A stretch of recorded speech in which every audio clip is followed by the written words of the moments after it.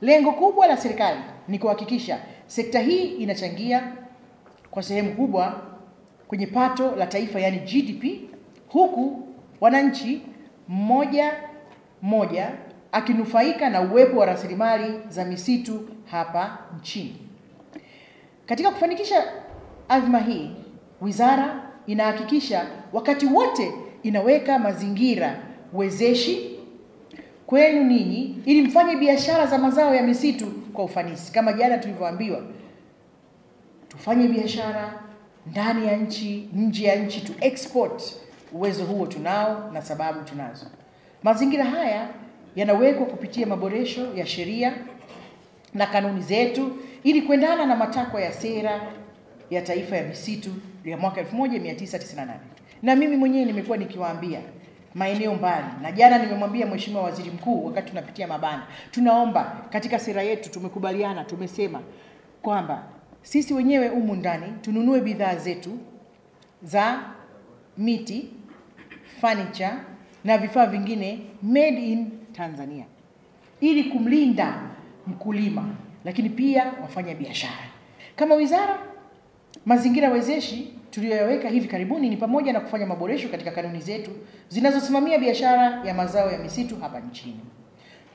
Tumefanikiwa kufanya mapitio na maboresho kanuni zinazosimamia utaratibu wa usafirishaji wa vinia kwenda nje ya nchi kwa TSN 807. Kuna tangazo la serikali la mwaka 2024, kanuni za udhibiti na usimamizi wa matumizi ya msumeno wa moto zinazotangazwa kwa tangazo la serikali namba 62 la mwaka 2025. Tulielekezwa na Mheshimiwa Makamu wa Rais kwamba ule msumeno wa moto mtu akiingia nao porini, yani anashusha miti yote. Kwa hiyo ili mtu amiliki ni vizuri awe ana kibali, ridhaa, sio kienyeji. Unaweza kukutana na jamaa unsound mind, akiingia msituni, akitoka hapo unakutana na uwanja wa football. Kwa hiyo ule msumeno tumewekea sheria, mtu hamiliki tu just like that, atuambie sababu. Maana wengine anaingia usiku katika misitu, by the time unakuja we are late. Imagine mtu umekaa miaka 20 30, hawana huruma, mtu unashushwa dakika.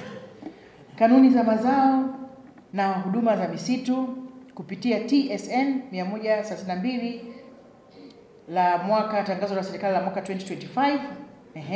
Kanuni za jumla za ufugaji nyuki zilizotangazwa kwa tangazo la serikali namba 131 la mwaka 2025. Kuna marekebisho ya kanuni za uzalishaji, usafirishaji na uuzaji wa mkaa mbadala zilizotangazwa kwa tangazo la serikali namba 85 la mwaka 2024. Aidha, tunaendelea kuwahimiza wadau wote na wawekezaji katika sekta hii kujikita katika kuongeza thamani ya mazao ya misitu hapa nchini ili bidhaa zinazozalishwa ziwe zenye thamani kama tulivyokubaliana ya juu, na hivyo kuongeza ajira na kipato kwa wawekezaji na Watanzania wenzetu walio kwenye mnyororo wa thamani wa biashara hii. Mheshimiwa Rais amesema reconciliation. Fanyeni reform, rebuilding. Now this is reconciliation. We need to hear from you. Watu wote wawe na amani na furaha, tuchape kazi.